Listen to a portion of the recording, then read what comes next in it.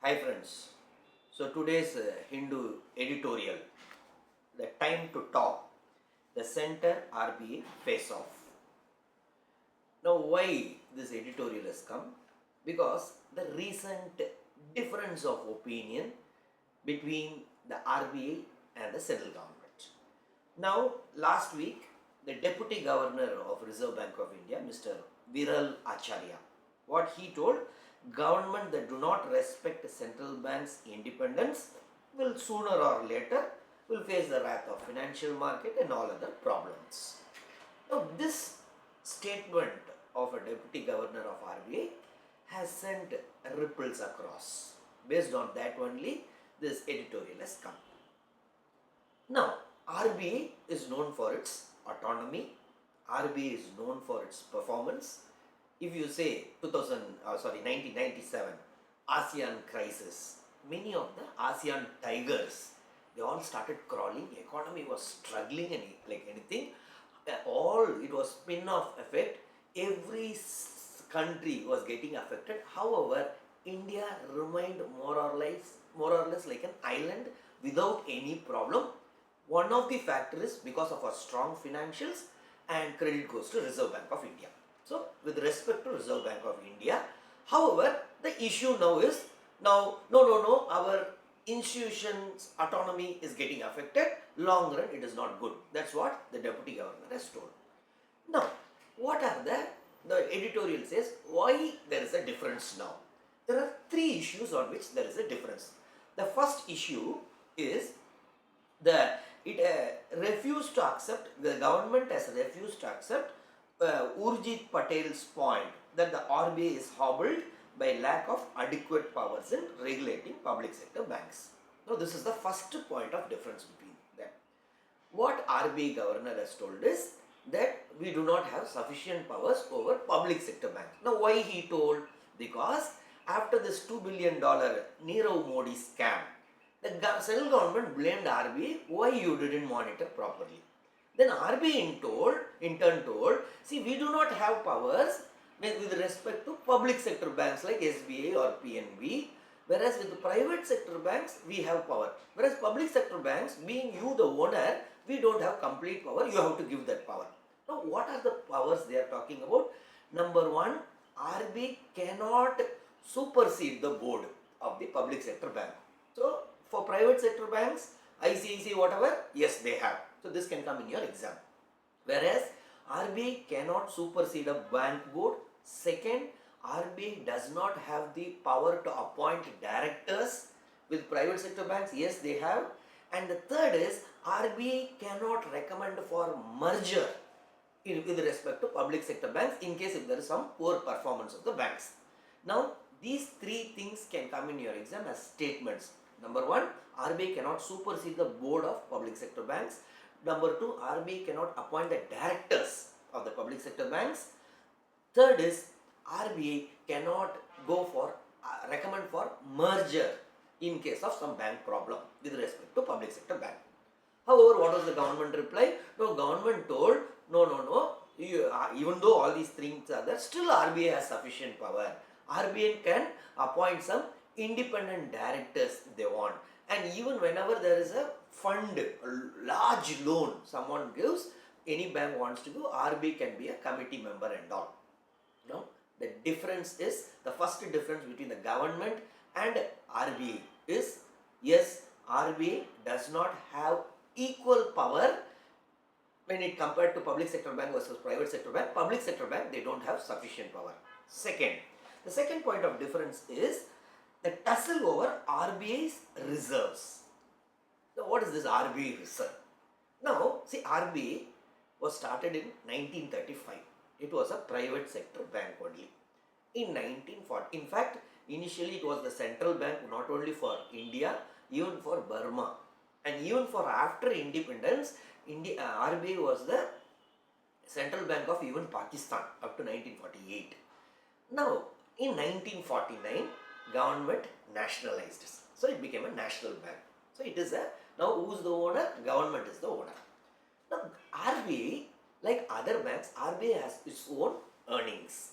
Now what are the earnings? Where it earns from? Say it has its own bond, it has its own, say, bank rate and all. They give loans, they get interest. RBI have some reserves, forex reserves. From that they can get some interest. So all this amount, it is their earnings.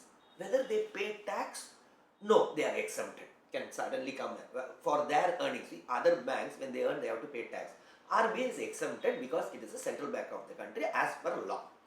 Now, this earnings, it is, after all, government is the owner. Now, that money government wants. Yes, RBI transfers it, being it gives the dividend. Now, the reason now India is having a lot of some economic problem. Now, for their budget, they want more money. So, they are pressurizing RBI to give more.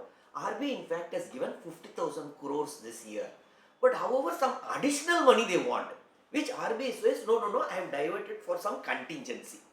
Now, this is the issue. Our government wants more money, means more earnings of RBI to be transferred to the government so that it can take care of its budget expenditure. However, RBI is telling 50,000 crore we have given this year, some more, say 13,000-14,000 crore, we are keeping it for taking care of some contingency. This is the second point of difference. And one more thing is, when they declare how much RBI has earned is end of the financial year. Normally for our the entire country's financial year is April 1 to March 31. However, for RBI, being the central bank of the country, their financial year is little different. For them, it starts from July 1 to June end. So please remember that July to June is the financial year of RBI. At that time only they declare how much they have earned, and that earning they transfer to the central to the government, because government is the owner. And the second difference is, because of that, our government wants more money to be transferred. The third difference is, the center is to set up an independent payment regulator, which the RBI sees as an encroachment. See, there is an independent payment regulator. See, lot of payments happen. Credit card, checks, multiple payments happens in bank. Now, as per Payments and Settlements Act 2007, can come in your prelims. There is one act called Payments and Settlements Act 2007. As per that act, they have to create one payment regulatory board.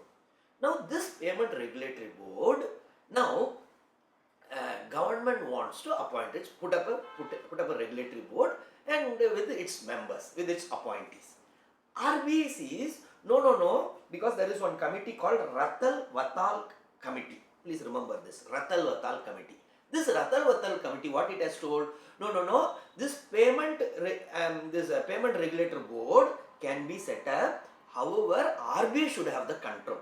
So RBI says, as per Ratal Vatal Committee, we will continue. You cannot separate it from us, because it is our domain. We are already doing good.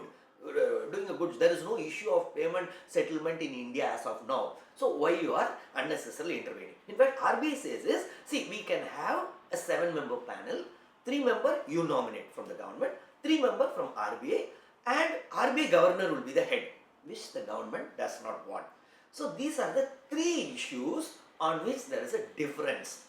Now, this difference now has come out in open. That is why this is editorial. That is why our Deputy Governor Viral Aishwarya told, don't touch an institution, which is because otherwise, in the long run, if you start touching it, it will become a danger to the economy.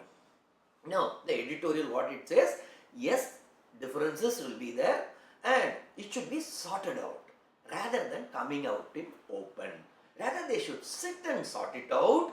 And definitely, you should give sufficient autonomy to RBI. There is no second thought in it, because RBI always thinks in the long run.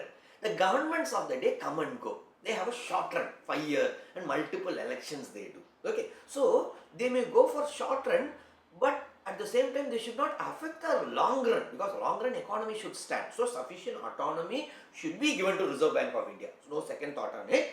But here, what they are telling is time to talk. What to talk? Go and sit, sort out the differences. Yes, RBI should be given autonomy, sort out the differences, don't make it public, otherwise it will send some wrong signals in the economy. That is what this editorial talks about. And there is, as I told you, whatever can come in prelims. I have already told you that is very important from the prelims point of view. Mains point of view, we can always say Reserve Bank of India versus government. General issues can be asked in your mains also. Thank you, friends.